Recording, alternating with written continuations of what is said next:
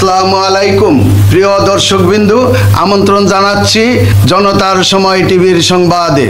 শুরুতে থাকছে দেশের সংবাদ শিরোনাম। মানুষ চায় ডিসেম্বরেই নির্বাচন, আমিনুল।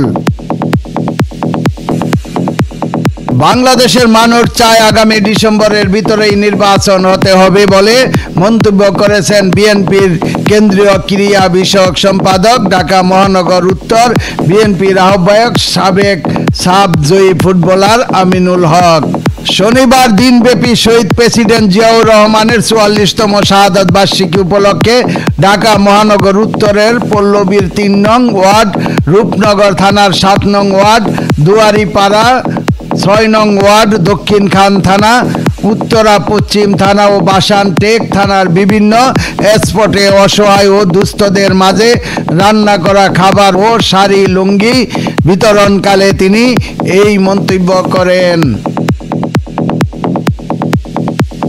আমিনুল হক বলেন, এই অন্তর্বর্তীকালীন সরকারকে আমরা বারবার আহ্বান করেছি, আপনারা দ্রুত সময়ের ভিতরে একটি নির্বাচন দেন, কিন্তু দুর্ভাগ্যের বিষয় গত ১৭ বছর স্বৈরাচার সরকার নির্বাচনের কথা শুনলে যেমনটি করে তাল বাহানা করেছিল, অন্তর্বর্তী সরকারকেও দেখছি তারা স্বৈরাচারের মতো তাল বাহানা করছেন।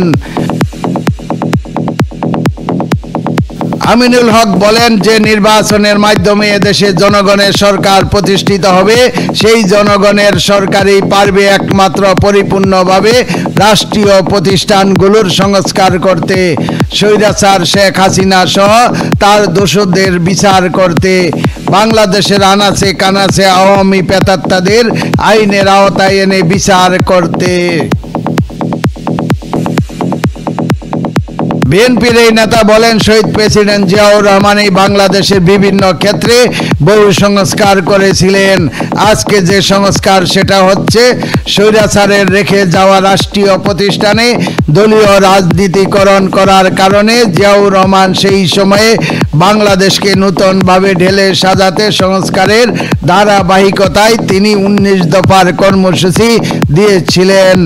আজকে রাজনৈতিক কঠিন সময়ে আমাদের নেতা বিএনপির ভারপ্রাপ্ত চেয়ারম্যান তারেক রহমান রাষ্ট্র কাঠামো মেরামতের ৩১ দফা রূপরেখার কর্ম পরিকল্পনা দিয়েছেন। সেই পরিকল্পনা বাস্তবায়নের মাধ্যমেই বাংলাদেশের মানুষ তার পরিপূর্ণ নাগরিক অধিকার ফিরে পাবে।